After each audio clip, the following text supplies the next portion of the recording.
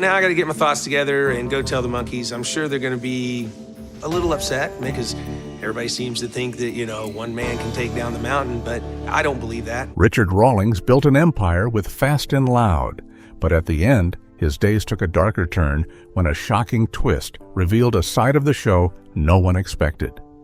Join us as we uncover what really went on behind those garage doors. The rise of Fast and Loud. Fast and Loud became one of the most talked about reality shows on the Discovery Channel. It followed a small group of skilled mechanics and builders who worked out of a garage in Dallas, Texas. This place was called Gas Monkey Garage, and it grew famous for taking old, broken cars and turning them into powerful machines that could grab attention. At the center was Richard Rawlings. He drove across the country, hunting down cars that had been left to rot. Then the team had to find a way to bring them back to life and put them up for sale. Richard had set up Gas Monkey Garage in 2002. Before stepping into the car world full-time, he ran a printing business called Lincoln Press. When he sold that company in 2004, he was able to throw himself fully into his real passion, building cars. For him, the goal wasn't just to repair and sell vehicles. He wanted each project to stand out, to carry something different. They stripped the damaged cars down, built them up with new parts, and gave them a design that made people look twice. Buyers from different parts of the world soon came after his builds. When the Discovery Channel noticed this energy, it turned the idea into a show in 2012. The name chosen was Fast and Loud, and cameras followed the whole journey. Audiences got to watch every step, from the moment Richard picked up a beat-up car somewhere to the final reveal when it rolled out shining and rebuilt. Nothing was hidden. People saw the breakdowns, the holdups, the long hours, and the laughs that came in between. Each team member had a different skill, and when they brought it all together, the results looked special. The format pulled in fans right away. Car lovers tuned in to see how a pile of rust could turn into a sleek ride, while others watched simply to see the drama of transformation. Every episode followed a rhythm. The team dragged a forgotten vehicle into the garage, tore it apart piece by piece, and then built it back up. Many cars hadn't seen a road in decades. Some had no engines, some had frames barely holding together. Still, the crew stuck with the work, argued when stress got high, laughed when things worked out, and pushed hard to finish before deadlines hit. One highlight of the series came when Richard and Aaron Kaufman, the garage's top builder, joined a motorcycle build-off. This event stood them against well-known names such as Orange County Choppers, Jesse James, and Paul Jr. Designs. It forced them to step out of their usual car projects and prove themselves. They poured energy into the motorcycle, worked through setbacks, and ended up taking second place. Even without the top spot, the challenge brought more eyes to Gas Monkey Garage and raised their standing in the custom world. As Fast and Loud gained more success, it spun off new shows. Misfit Garage followed some former Gas Monkey workers who struck out on their own with a fresh shop. Another spin-off, Fast and Loud, Demolition Theater, allowed the crew look back at clips, laugh about past struggles, and relive wild moments. These spin-offs kept fans entertained and gave them more stories to hold on to. Behind the curtain, Pilgrim Studios handled the production. Producers Craig Pelagian and Eddie Rohwetter worked hard to keep the episodes running with pace and energy. The show didn't just thrive on TV, it built up a strong online base too. In 2016, a survey by the New York Times found that Fast and Loud had one of the biggest Facebook audiences out of 50 shows studied. It also had the highest share of male fans compared to the rest. That wide support kept the series alive for 8 years, running solidly from 2012 until 2020. But like many long journeys, this one reached an end. The show didn't fade because fans lost interest. It stopped because of deeper problems that had built up through the years. Over those years, Fast and Loud turned into more than a program. It became part of a movement where people found joy in watching forgotten things get fixed up and made useful again. The work was never simple, but the reward always showed in the final build.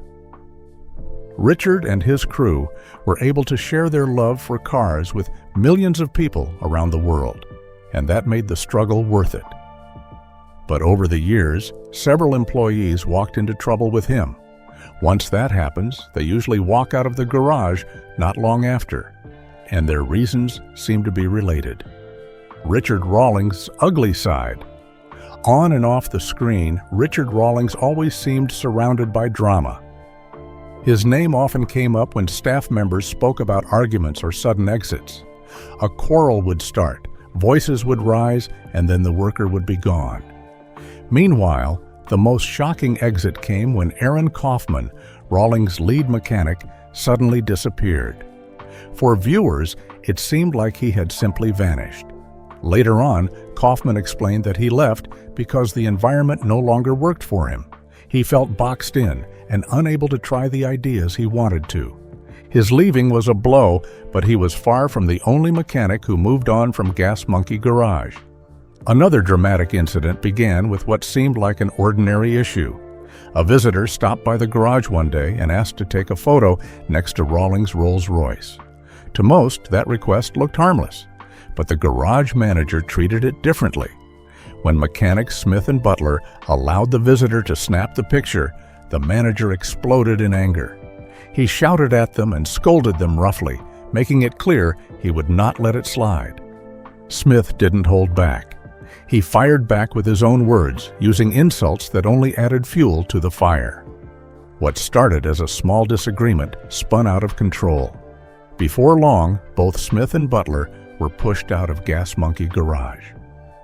Rawlings wasted no time in showing them the door. He later explained that the two had always been hard to deal with, and getting rid of them felt like the best choice. Yet, for Smith and Butler, the story did not end there. Instead of fading away, they stepped into a new chapter and soon found themselves back in front of cameras. Not long after leaving, Smith and Butler joined forces with two other skilled Texans. One was Scott McMillan, who had once worked under Rawlings as well. The other, Thomas Weeks, had a style that set him apart. Together, the four men decided to build their own dream. They opened a new garage, gave it the name Fired Up, and with Discovery Channel behind them, they launched a show of their own. By October of 2014, Misfit Garage had made its first appearance on television. The format carried familiar elements. Each episode showed the team chasing down old vehicles and giving them a new life. Sometimes people brought their cars in for repairs or restoration. Other times, the crew hit the road, searching for hidden treasures in fields, barns, or auctions. Once they found a car, they brought it back, stripped it down, and worked on it piece by piece. Their methods combined classic techniques with bold new ideas. But it wasn't always smooth. The crew often clashed over details, arguing about how to handle certain fixes or which design worked best. This back and forth created tension, but it also kept the show alive, although behind the scenes, the work was tougher than it looked. They often faced deadlines, which pushed them to think on their feet and solve problems quickly. The process brought out both their creativity and their tempers. The journey forward was never smooth, but they kept pushing, hoping that their new garage would hold strong. Still, something about the show felt off. The setup. When Fired Up Garage first came on television, it was shown as a brand new shop that had broken away from Gas Monkey Garage. It stood on its own with its own team, its own rules, and its own future. Many viewers believed it was a place that had broken out from Richard Rawlings' shadow. Yet behind the scenes, the truth was different. Richard never really let go. He had built Gas Monkey Garage into a well-known name, and even when Fired Up tried to stand alone, he kept his grip firmly in place. From the first season, his influence could be felt everywhere. He was not just a guest on screen, but the executive producer, and that role gave him power over almost every detail of the show. He could set out the direction of the series, shape how the stories unfolded, and cut down anything that did not match his vision. The garage looked like a place where mechanics worked freely, but in reality, the flow of each episode moved in the way Richard wanted. The cars that rolled into Fired Up Garage were never chosen by chance. Each one was picked with a purpose, often designed to build up drama or even failure. The repairs were carried out with the cameras in mind. Steps that could bring more tension or entertainment were pushed forward, while other parts were cut away. Richard decided what got shown and what got left out, so the final story of each build was the story he wanted the audience to see. Control of money gave him even more power. Every dollar passed through his hands, and that meant he decided how far a build could go. He could give enough funds to make a car shine, or he could hold back money so the mechanics had to cut corners and struggle through. When spending was cut down, the crew had to fight harder, and their struggles created even more drama for the cameras. By holding the budget, Richard held another string that shaped the show in the direction he chose. The reach of his control did not stop there. He also owned the garage space itself. The roof over the team's head belonged to him, making him not just the producer, but also the landlord. This gave him another angle of authority, since the Fired Up crew worked in a place he controlled. He could step in whenever he wanted, and often he did. Richard would walk in without warning. Sometimes he stirred up arguments, sometimes he made jokes at the expense of the mechanics, and sometimes he threw in problems that pushed the team off balance. On screen, he often came across as a troublemaker who enjoyed throwing obstacles in the path of the team. Yet behind the scenes, he also had reasons to want the garage to succeed. As both producer and landlord, he drew money from its survival, but the way he stepped in often made it harder for the crew to move forward. His actions pulled them back while still creating entertainment that kept viewers watching. His name stayed in the credits beside Eddie Rohwedder's, who was seen as the leader of the show. Richard was also marked down as creative talent, a title that was never fully explained but gave him the ability to shape the tone and rhythm of the series. Whether through his role as executive producer, landlord, creative talent, or on-screen guest, Richard pulled more strings until the project looked tied to him from all sides. Reports later claimed that Richard made close to $22,000 each time he showed up on screen. That figure explained why he kept walking into the garage and stirring things up. His appearances created ratings, and ratings brought profit. Fired Up Garage was shown as the rival of Gas Monkey Garage, but Richard's ties proved the separation was only an idea for the cameras. As episodes rolled on, people began to catch on. What was sold as a true feud between two garages started to look more like a storyline written to entertain. When all of his roles were lined up, the budget, the ownership of the garage space, the management of the image, and the profit from his appearances, they formed a larger picture. Fired Up Garage, though dressed up as an independent shop, was still under his control. Both garages, which were meant to stand apart, moved under the same plan. Richard Rawlings knew how to turn drama into money, and his grip kept hold of the show no matter how it was presented. Losing control. Richard Rawlings was riding on the success of his hit television show when he decided to push his brand into new territory. He saw an opening to take that fame beyond the garage. The idea soon materialized as a restaurant and entertainment spot, which became known as Gas Monkey Bar and Grill. Richard was not interested in managing a restaurant himself, so he made a deal with investors who would handle the business. He licensed out the Gas Monkey name and logo, keeping his role tied to branding rather than day-to-day work. On paper, it was a smooth arrangement, but the reality quickly grew complicated. By September of 2013, the bar finally opened just a short drive from the famous Gas Monkey Garage. At first, it carried the same lively energy that Richard's fans expected. The place had live shows, themed decor, and plenty of food and drinks. Crowds came in quickly, and Richard would show up now and then, giving the spot a boost. The surface looked polished, but underneath, conflict was already brewing. During construction, Richard had gained a reputation for being disruptive. Reports from employees described him as difficult, slowing down projects, and treating workers poorly. His behavior became such a problem that Daniel Flaherty, the managing partner, decided to ban him from the construction site so that progress could continue. This move showed the imbalance in control.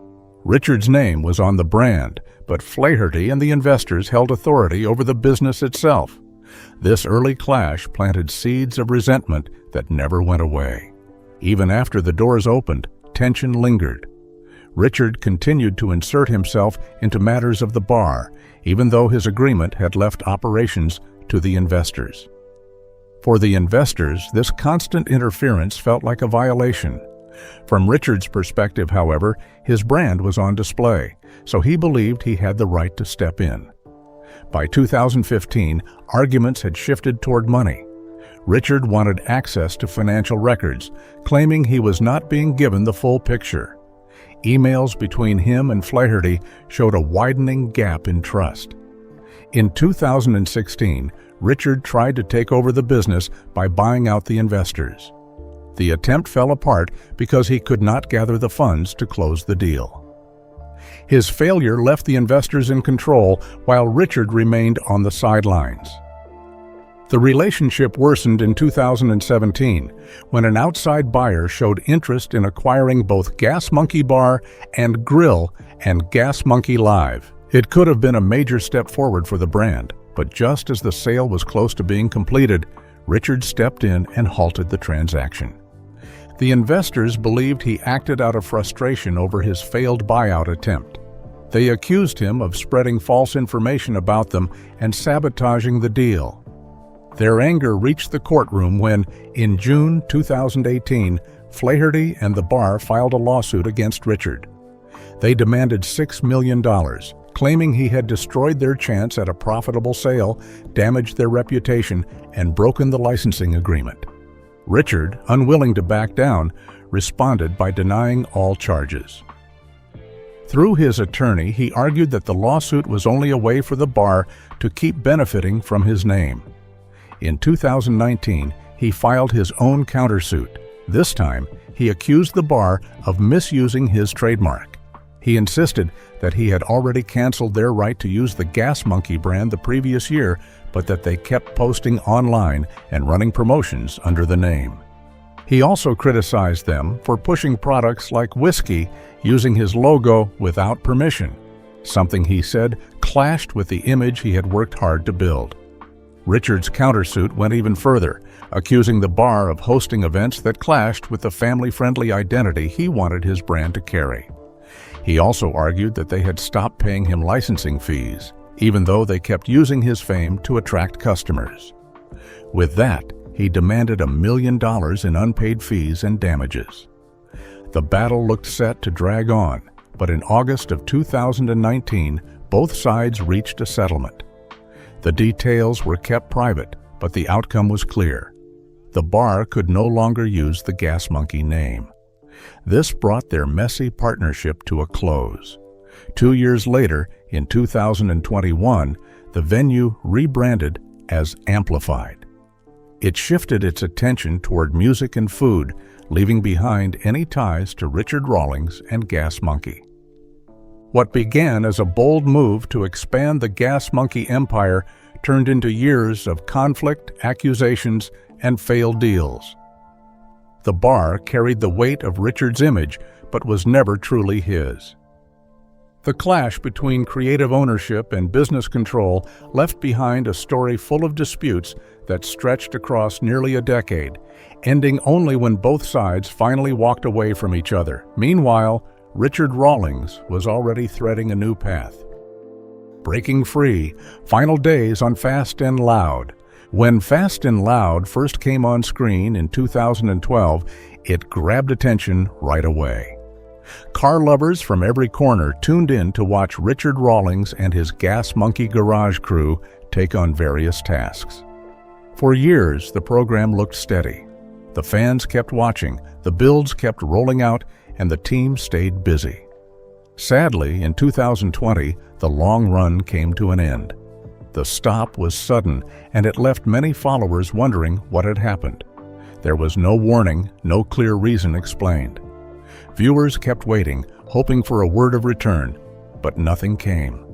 Richard, meanwhile, had already started thinking of where he wanted to go next, even before the cameras went off. During the years of filming, another dream had started to grow inside him. He wanted to try new things, to step away from the strict routine that came with the show. He began to imagine creating a podcast about cars, a place where he could speak his mind, share his views, and open up without limits. But the road toward that idea wasn't smooth. His deal with Discovery set up walls that stood in his way. The contract tied him down in heavy ways.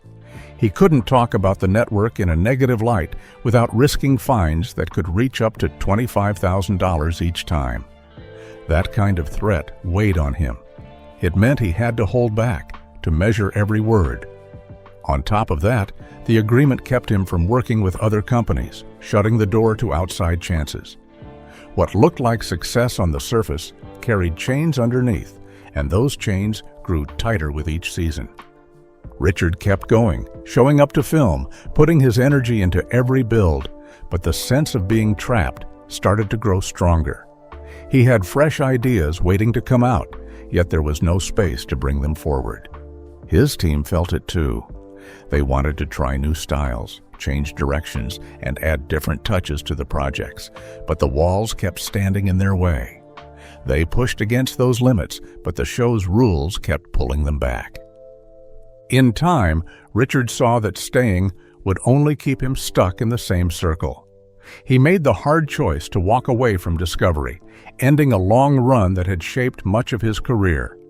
Leaving wasn't easy after so many years of work, but he understood that stepping out was the only way to move forward.